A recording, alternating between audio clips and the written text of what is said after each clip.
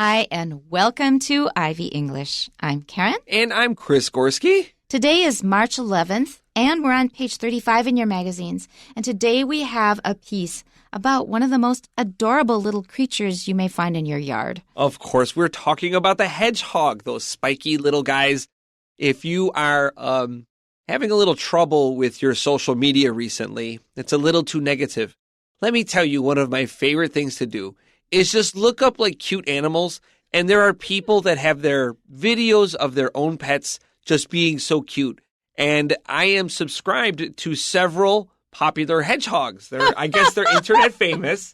And you see them getting bathed and things? Yeah, they're giving them little hats, or they're eating a carrot, or they're sleeping. And there's even a famous cockatiel that's a kind of parrot that lives in Taipei. Uh-huh. And I want to meet like this bird so bad, but I think like I'm like, I live in Taipei. Can I meet your bird? I think they would like I'm a crazy person. But this is something you can use to fill your social media to get away from the negative stuff. And the negative stuff gets so overwhelming. I just turn off the news. I hardly watch the news anymore. I cannot stand it. That's right. You just have to stop doom scrolling. It's right. But we can also alter our doom scrolling, which means that you just have a lot of bad news in your social media feed, and every next story is just like, oh, the world is coming to an end. Yeah. Doom is DOOM, and doom is destruction, ultimate destruction. Scrolling is moving down on Facebook or whatever your media is, and you keep on looking at the new stories in your feed. That's called doom scrolling. Something you should not do because you will end up depressed. That's a fantastic word, by the way. It is, yeah. And so, well, we got a little bit of cheery news for you. We got a happy story about hedgehogs, which are adorable. If you don't know what they look like, oh my goodness, you need to do yourself a favor and look at them pictures because they're just so cute. So cute, yeah. I have to throw in one more thing, though, in response to your comment about cockatoos and cockatiels.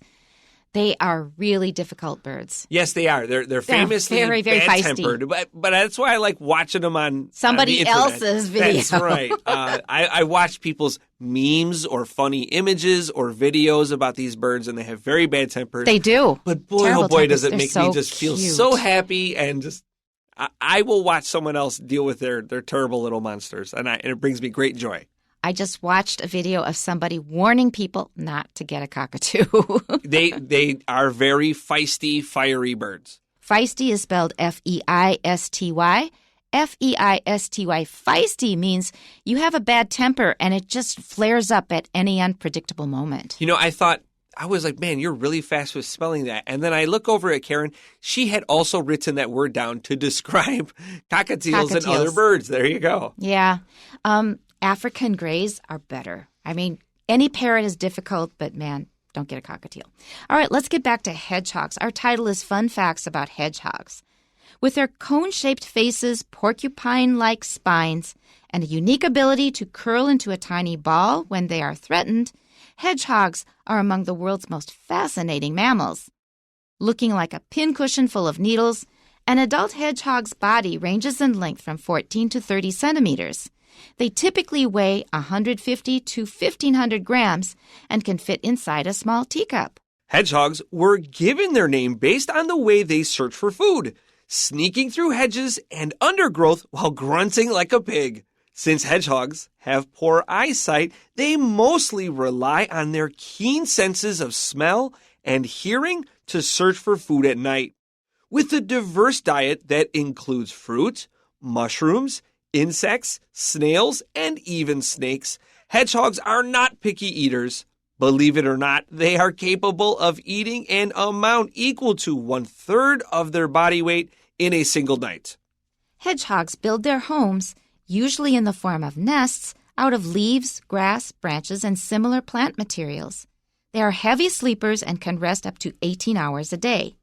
While sleeping, they curl into a tight ball, which helps to regulate their body temperature and to protect them from predators.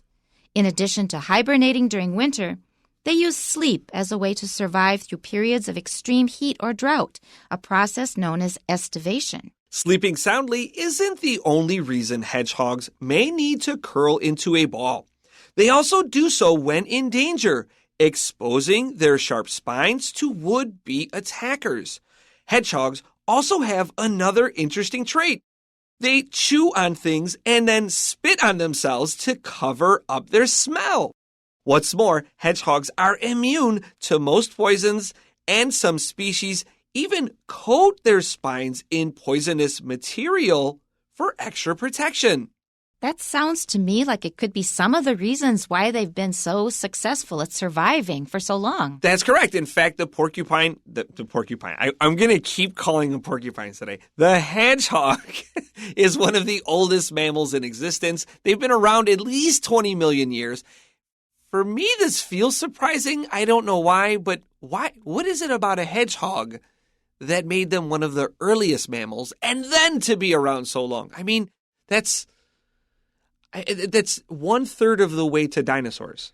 That is really interesting. That's right. And you can understand, well, why dinosaurs didn't survive. They were just too big and ungainly. So being small and then being immune to poisons, I mean, these are all probably some of the reasons. Yeah, in fact, you're right, because there are several older mammals, and they all have some kind of immune response to poisons. I'm thinking things like mongoose. There's a few more. Mastodons?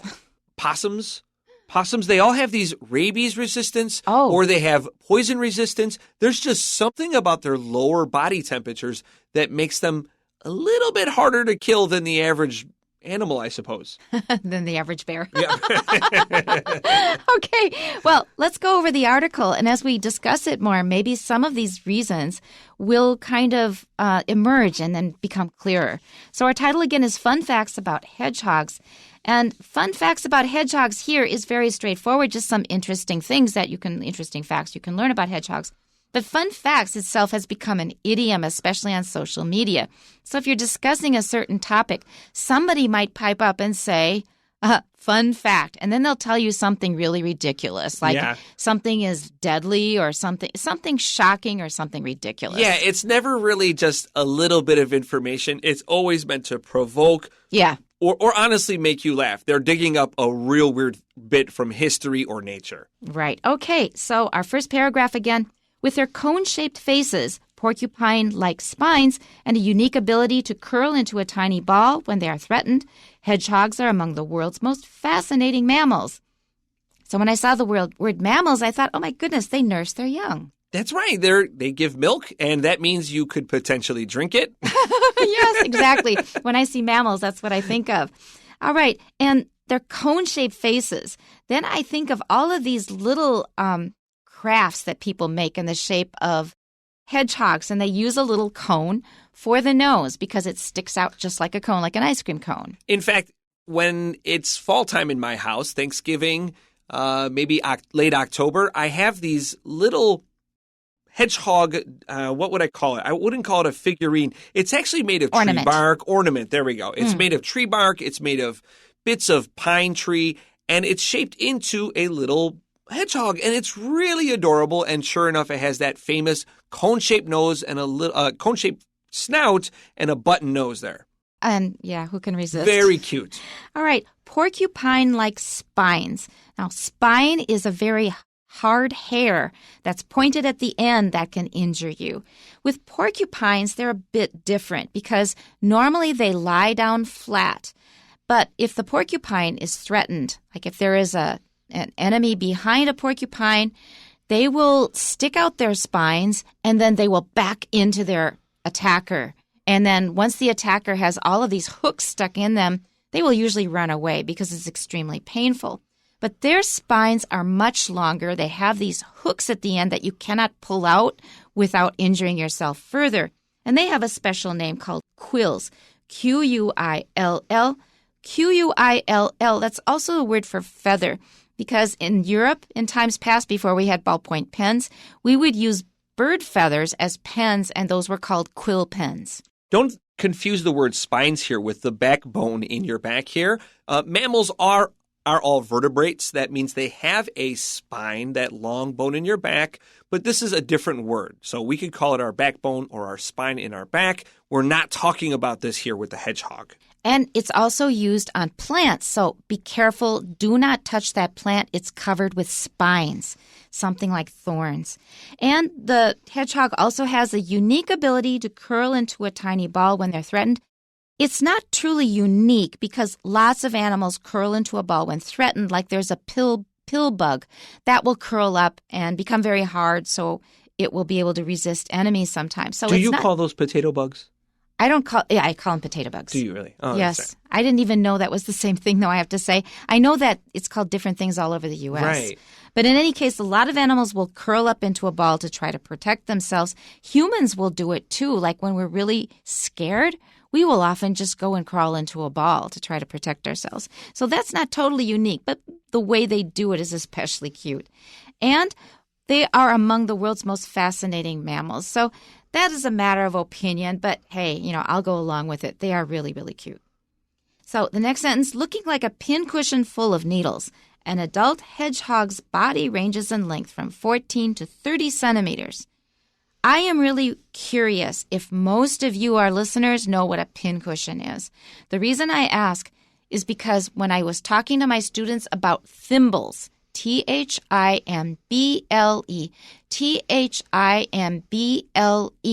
I'm going to break the rules and I'm going to tell you the Chinese because otherwise I don't think you'll know what I'm talking about. It's a cap you put over your finger when you're sewing so your fingers don't get pricked. It's called dingzhen in Chinese. So when I told my students the English and then I said, well, it's just this in Chinese, they said, what's that? Yeah, what is it, right? They didn't know the Chinese either because not many people sew that much at home anymore. My mother sewed a lot. That's like one of the main things she did with her time. So I know all this stuff, but I'm wondering if kids like, say, high school kids now know what a thimble is or know what a pincushion is. Yeah, I'm still in a generation where my grandmother was an avid, AVID, that means something you do a lot. My grandmother was an avid sewer. My mom sewed a bunch. My wife is quite handy with her needles, and she can repair her clothes or she can alter her clothes. So I'm familiar with pincushions and thimbles, but honestly for me, when I think thimbles, I'm thinking the game Monopoly and the piece you move around the board. That's what I think about. That didn't occur to me at all. But yeah, look those things up and use Google Images. Whenever you see an unfamiliar noun in English, you should probably not go to the dictionary first. Just go to Google Images because you'll see a picture right away and you'll know what it is. If it's a thimble, you might still not know what it is. Then you'll have to have somebody describe it to you. So anyway, they look like a pincushion. It's like this little ball. It's like a little pillow. And you stick your needles and pins in there to keep them in one place. It's handy to pick them up and use them again. And it also keeps the points away from you so that you don't get stuck and end up bleeding. So a little pincushion is just this little pillow stuck full of needles or pins. And their length is about 14 to 30 centimeters. They are not really large. They're really quite small animals, honestly. Now, the average hedgehog has just 7,000 spines, but its good friend, the porcupine, has 30,000 quills, which is significantly more, but that makes sense because they're much bigger animals. That's hard to imagine. Okay, our last sentence of the paragraph. They typically weigh 150 to 1,500 grams and can fit inside a small teacup. It's so cute. I know. That sentence is a beautiful sentence because as soon as you imagine this cute little hedgehog all curled up with a little spike sticking out, curled up inside a teacup, who can resist? They like to sit on their fat butts and their bellies are up and they look like happy animals. They're very cute. If you are not subscribed to any famous hedgehogs on your social media, please do that today. I don't recommend that you get one as a pet, though. Just leave them in the wild. Yeah, let other people take care of them. Let them do their thing, and you just think how adorable they are. That's right. Okay, second paragraph. Hedgehogs were given their name based on the way they search for food, sneaking through hedges and undergrowth while grunting like a pig. What is a hedge? Well, a hedge is, they're probably most famous, I would say, in Britain or the UK. It's a very old country with old buildings, and those buildings have since fallen down. And the remains of those buildings have become walls, kind of dividing property, or even today, we just build roads alongside of them. And because those are quite old buildings, they've fallen down, trees, grasses, brush have taken over these stone walls, and they've become a real solid object. And this is what we call a hedge. The only kind of hedge I was familiar with as a kid, though, was completely bushes. No wall inside. It was just bushes that grew out and grew up, and they would sometimes get out of hand, so you would have to get a trimmer, either a manual one by hand or else a power one, and then trim off the top so the hedge would not get too high. So that's a very common phrase, to trim the hedges. We also can hedge our bets. Oh, boy. And when we say hedge our bets, that means we're trying to reduce the risk. Just like Karen was saying, we want to trim the hedges. That means make them a little neater, a little tidier. Probably you'll have less problems with your neighbors. If you hedge your bets, you're keeping your risk a little bit more in control. Or in some situations, you might say, well, this is true. And the other person says, are you sure? I say, well, on the other hand, it could also be that. Yeah. And then Chris would say, you're hedging. Yeah, you're hedging. Yeah, that's exactly right. There's no bet involved, but you maybe don't want to expose yourself to being completely wrong. You're not as sure as you started out sounding. Now, all of you probably know what a pig is. I know my kids do, but students I teach, they often have to be taught the word hog. Now, hog just means pig, especially a large pig, but it's a word that if you're not familiar with, it's worth circling and drawing your arrow to the word pig. Okay, so first of all, my father grew up in a farm and my uncle took it over, and I helped him feed the pigs, but we did not call it feeding the pigs. We slopped the hogs. Slop is pig feed, and hogs is what we call the pigs. So we slopped the hogs. What a colorful word. It was, and they were very colorful creatures. And to hog is also a verb. That means to take more than your share and be very greedy. That's right. When I was younger, I would sleep in the same bed with my sister, and we would fight over the covers, and we would say, don't hog the covers. And then we'd fight over them, and my sister would put her ice-cold feet on me. And it was... And then you'd scream. It's just one of those things kids do. To hog something to yourself, somebody who goes between two lanes back and forth is hogging the road. We call him a road hog. And taxis do that all the time. It's driving me nuts these days. It's been really bad. Okay. Let's continue. Since hedgehogs have poor eyesight, they mostly rely on their keen senses of smell and hearing to search for food at night. So none of us can see that well at night. At least humans can't. Unless you have very good night vision, it's better not to rely on your eyes. It's better to rely on something else. So they use their noses, they smell, and also their sharp ears. Keen means sharp. With a diverse diet that includes fruit, mushrooms, insects, snails, and even snakes, hedgehogs are not picky eaters. And that will certainly help them survive over the long term because they are not just stuck with one food like, say, pandas that can only eat arrow bamboo or koala bears that can eat only eucalyptus leaves. They can eat just about anything that comes along. Believe it or not, they are capable of eating an amount equal to 1/3 of their body weight in a single night, which is also true of me.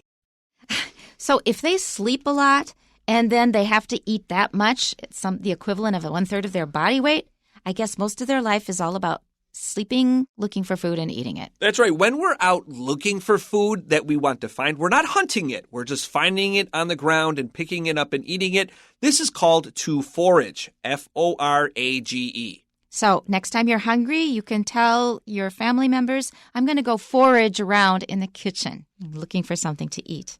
Next paragraph, hedgehogs build their homes, usually in the form of nests, out of leaves, grass, branches, and similar plant materials. So these are materials similar to what birds use to build their nests. If you look at a hedgehog nest, even their nests are cute. Everything about this animal is cute. They are heavy sleepers and can rest up to 18 hours a day. So like I said, they're usually either sleeping or eating. And they sound something like cats. Cats sleep a lot too. While sleeping, they curl into a tight ball, which helps to regulate their body temperature and to protect them from predators. So we humans, when we get cold and we don't have enough to wear, we don't have a coat or a blanket, we will also curl in a ball to stay warmer. And that also makes you less vulnerable. Vulnerable is VULNERABLE. That means you're easily attacked. They are less vulnerable to predators. Predators are their enemies who want to catch and eat them. So if they're curled in a ball, they're less likely to get caught and eaten. In addition to hibernating during winter, they use sleep as a way to survive through periods of extreme heat or drought, a process known as estivation. So estivation is probably most famous with crocodiles, When the high summer comes, there may not be enough water, and so these crocodiles will bury themselves in mud, and then they don't go to sleep, but they lower the amount of energy their body uses, and they can wait out these tough times. Now, before we begin paragraph 4, just wanted to share a nice note from England. So McDonald's in England is very popular, just like everywhere else, and they sell the McFlurry ice cream. You probably know what this is. It's their ice cream in a cup, and they add candy and chocolate in it. But those cups are the perfect size for hedgehogs, and while that sounds cute, they'd get stuck in them, and then they'd die, and that was really sad, and that really bothered everyone because they're so cute. So McDonald's added this little paper lid to the top of it, so they can't really fit in there. And I thought that was a nice little touch, something McDonald's didn't have to do, but I'm thankful that they did. Yep, good idea. Okay, we have one paragraph left. Sleeping soundly isn't the only reason hedgehogs may need to curl into a ball. They also do so when in danger, exposing their sharp spines to would-be attackers. And we already learned that in the first paragraph when it said they have a unique ability to curl into a tiny ball when they are threatened. So we already kind of had an idea of that. Hedgehogs also have another interesting trait. They chew on things and then spit on themselves to cover up their smell, and I do that too. Chris and I were just imagining what it would be like if a human vomited on themselves, and then, I guess people wouldn't get too close anyway. Makes me want to smell them. Do they have a very natural, earthy smell, I suppose? Or does it just smell like the grass they ate? Yeah. We don't know.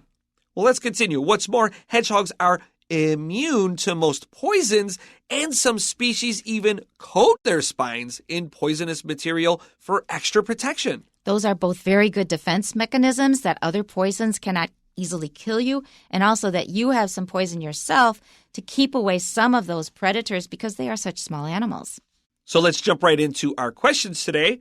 We have question 1. Where would this passage most likely appear? That means what kind of place might we find this kind of an article? And A is in a farming manual. They're not telling us much about farming and about hedgehogs in fields. B, in a magazine about nature, and that definitely sounds correct to me. That is the right answer, because all of these things about how cute they are, these are usually like nature programs or magazines. Let's go to number 2. What does the word keen in the second paragraph mean? We already mentioned that it means sharp, so let's look at the answers here. A, awfully long. It does not mean long. B, terribly violent. No, keen does not necessarily mean violent. C, extremely good. Now, good can be used to apply to anything, but in this case, if they have a keen sense of smell, it does mean they have a good sense of smell. So that is the answer. Number 3, which of the following is not a reason hedgehogs curl into a ball? A, to sleep well. That is a reason, so it's not a good answer. B, to keep their bodies warm. It does help them keep warm, so since it's correct, that's also not the right answer. And C, to roll fast when predators get close. They do it to protect themselves from predators, but it's not so that they can roll away. Number 4, in what order are aspects of hedgehogs discussed in the passage?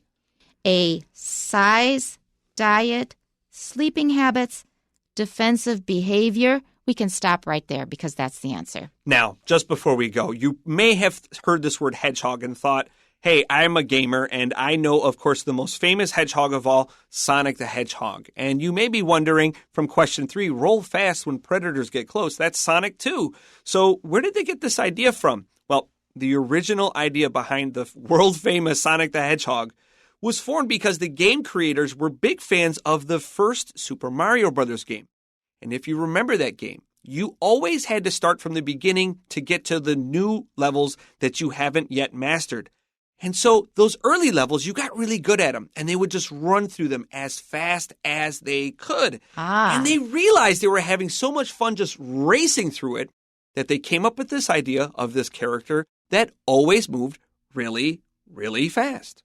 Oh, so just rolled along like a ball. And he curls up into a ball, he spins up, and he smashes into his enemies. There was a famous movie from it about a year or two ago.